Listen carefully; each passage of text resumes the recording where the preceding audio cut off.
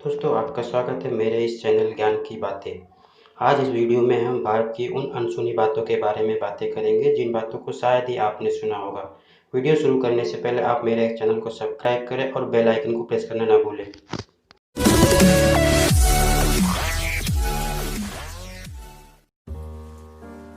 दोस्तों, क्या आप जानते हैं कि भारत में लगभग 1.5 लाख से भी ज़्यादा पोस्ट ऑफिस हैं और हर एक पोस्ट ऑफिस लगभग 8 से 10 हज़ार लोगों की सेवा करता है। लेकिन क्या आपने ये भी सुना है कि कोई पोस्ट ऑफिस तैरता भी है? जी हाँ, डल लेक श्रीनगर में एक ऐसा पोस्ट ऑफिस है जो नाव पर बना हुआ है और जिसे लोग तैरता हुआ पोस्ट ऑफिस भी कहते हैं। दोस्तों, क्या कभी आप कुंभ मेला देखने गए हैं? शायद आप ये कहेंगे कि वहाँ देखने लायक होता क्या है, क्योंकि भीड़ में कुछ दिखता तो है नहीं। शायद ये बात आपकी सच है, लेकिन क्या आपको पता है 2011 के कुंभ मेले में लगभग 75 मिलियन लोग जमा हुए थे। जी हाँ, और ये भीड़ इतनी ज़्यादा थी कि इसे आकाश से भी देखा गया था। दोस्तों, आप और हम 4 महीने की बरसात में ही परेशान हो जाते हैं, लेकिन ज़रा सोचिए उन गाँव के बारे में जहाँ साल के 12 महीने बरसात होती है।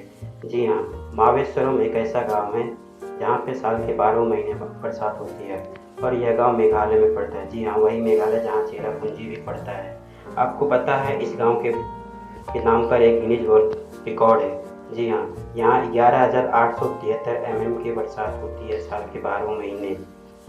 और यह होता क्यों है? क्योंकि यह गांव बंगाल की खाड़ी के सबसे नज़दीक पड़ता है। दोस्तों, क्या आपको बांद्रा वर्ली शिवलिंग के बारे में पता है? बहुत से लोगों ने तो इसे देखा भी होगा। क्या आपको पता है इस ब्रिज में इतनी स्टील की वायर लगी हुई है कि उतनी वायर से पूरी पृथ्वी को बांधा जा सकता है। जी हाँ, और इसे बनाने में लगभग 2,57,00,000 मैन आवर्स लगे हैं और इसका वजन इतना है लगभग 50,000 अफ्रीकन हाथियों के बराबर है। दोस्तों, हमारे देश में क्रिकेट के बारे में किसी को कुछ बताने की ज़रूरत तो होती नहीं है, क्योंकि हर कोई इस गेम का एक्सपर्ट होता है। लेकिन क्या आपको पता है क्रिकेट का एक ऐसा ग्राउंड है जो कि 2,444 मीटर की ऊंचाई पर है? जी हाँ, और यह ग्राउंड है चेल, हिमाचल प्रदेश में है, जिसे 1893 में बनाया गया था, जो कि चेल मिलिट्री स्कूल का हिस्सा है। सोचिए वहाँ पर प्लेयर खेलते कैसे होंगे बिना ऑक्सीजन के। शैम्पू करना किसे पसंद नहीं है, लेकिन क्या आपको पता है कि शैम्पू की खोज भारत में हुई है? जी हाँ, लेकिन उस शैम्पू के लिए जो आप और हम यूज करते हैं, बल्कि आयुर्वेदिक शैम्पू की खोज भारत में हुई है। शैम्पू शब्द जो संस्कृत से लिया गया है, संस्कृत में जिसे चंपू भी कहता है। इस चंपू शब्द का अर्थ होता है मसाज। दोस्तों, आपको तो पता ही होगा चांद पर पानी की खोज हो चुकी है और यह खोज करने वाला कोई और नहीं, भारत देश है। जी हाँ, यह सच है। इसरो द्वारा भेजे गए चंद्रयान-1 के मून मेट्रोलॉजी मैपर ने सितंबर 2009 में पानी की खोज की थी। दोस्तों, क्या आपको पता है स्विट्ज़रलैंड में 26 मई को साइंस डे क्यों मनाया जाता है? क्योंकि इसी दिन 2006 में हमारे पूर्व राष्ट्रपति डॉक्टर APJ अब्दुल कलाम साहब वहाँ गए थे। उनके आने की खुशी में वहाँ हर साल 26 मई को साइंस डे सेलिब्रेट किया जाता है। दोस्तों, जैसा कि आप जानते हैं कि हमारे स्वतंत्र भारत के पहले राष्ट्रपति थे डॉक्टर राजेंद्र प्रसाद। लेकिन क्या आप ये जानते हैं कि वो अपनी सैलरी का केवल 50% हिस्सा ही लेते थे, क्योंकि उनका मानना था कि यह सैलरी उनके लिए बहुत है। लेकिन इससे भी अजीब बात यह है, जब उनका कार्यकाल 12 सालों के बाद समाप्त हुआ तो लोगों को पता चला कि उन्होंने अपनी सैलरी का केवल 25% हिस्सा ही यूज किया था और उस समय एक प्रेसिडेंट की सैलरी 10,000 होती थी। दोस्तों, क्या आप जानते हैं कि भारत में बना पहला रॉकेट जो कि इतना छोटा और हल्का था कि उससे साइकिल पर तुम्बा स्टेशन ले जाया गया था, जो कि तिरुवनंतपुरम में है। दोस्तों, भारत में एक ऐसा गांव भी है जिसे अप्सरों का गांव भी कहा जाता है। जी हाँ, इस गांव का नाम है माधोपट्टी, जो कि उत्तर प्रदेश के जौनपुर जिले में आता है। इस गांव ने देश को लगभग 75 IPS ऑफिसर और 47 से भी ज़्यादा अन्य भारतीय ऑफिसर दिए हैं। इस गांव के कई लोग इसरो, भाभा और वर्ल्ड बैंक जैसी संस्थाओं से भी जुड़े हुए हैं। शायद हमें इस गांव के लोगों से सीखना चाहिए और उनसे ये भी पूछना चाहिए कि तैयारी किस तरीके से करते हैं। दोस्तों, क्या आप जानते हैं कि दुनिया का सबसे बड़ा परिवार भारत में है? यह परिवार मिजोरम के पकटवैंग गांव में रहता है। यह परिवार 100 कमरों के एक मैंशन में रहता है और इस परिवार के मुखिया जीनो चन्ना हैं। इस परिवार में 181 सदस्य हैं।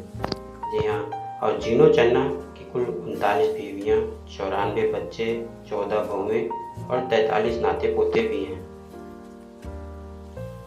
दोस्तों, सनी सिंगापुर एक ऐसा गांव है जहाँ पे घरों में दरवाजे नहीं हैं। क्या आप मान सकते हैं? लेकिन ये सच है। यह गांव महाराष्ट्र में है और इस गांव के लोग बिना भय के सोते हैं, क्योंकि उनका मानना है कि भगवान शनि गांव की रक्षा करते हैं। और इस गांव में लगभग 40,000 लोग दर्शनों के लिए प्रतिदिन आते हैं। दोस्तों, भारत में एक ऐसी हिल है जहां एंटी ग्रेविटेशनल इफेक्ट काम करता है।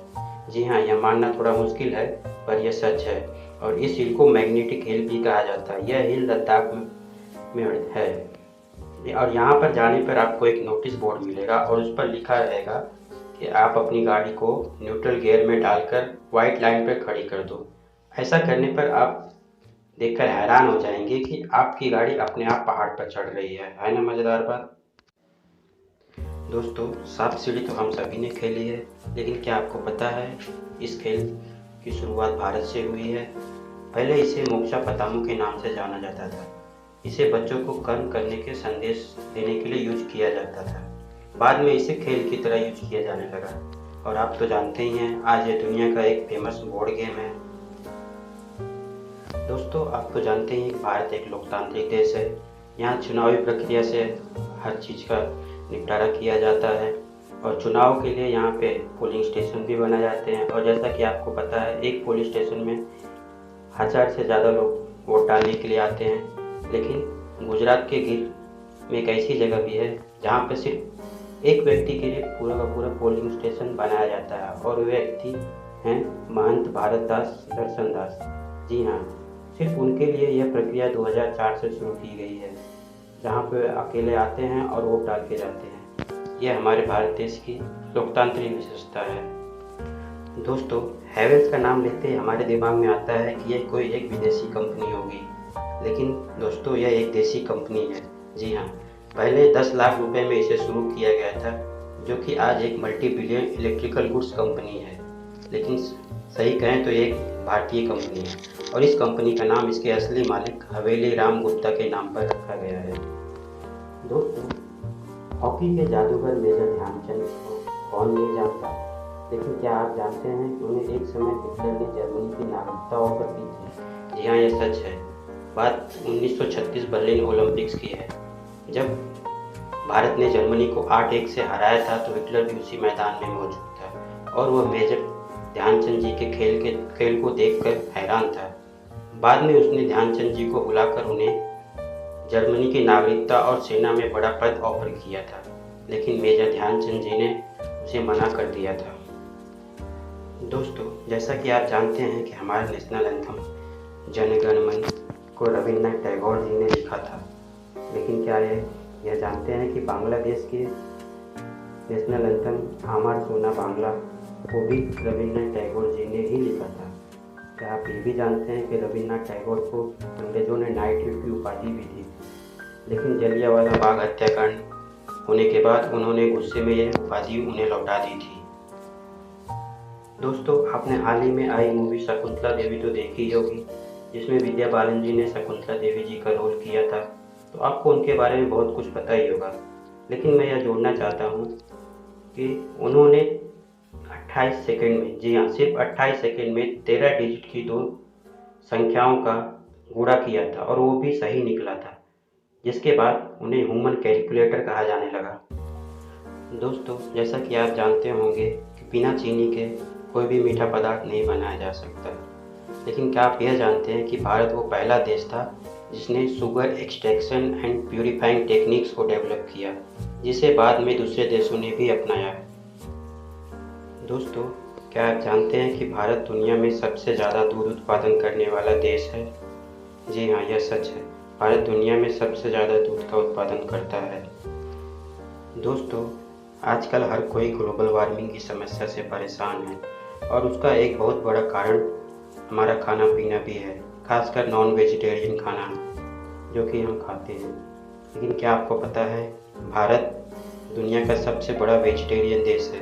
जी हाँ, यहाँ 20% से 40% लोग वेजिटेरियन हैं। इसका कारण यहाँ के धार्मिक रीति रिवाज को भी माना जा सकता है।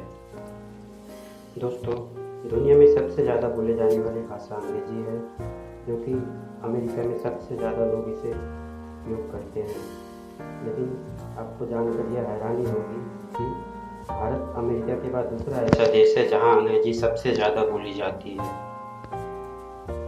हाथियों के लिए स्पा, यह बात सुनने में अजीब लगती है लेकिन यह सच है। केरल में एक ऐसा स्पा भी है जहां हाथियों को खाना खिलाया जाता है, मसाज किया जाता है और नहलाया भी जाता है।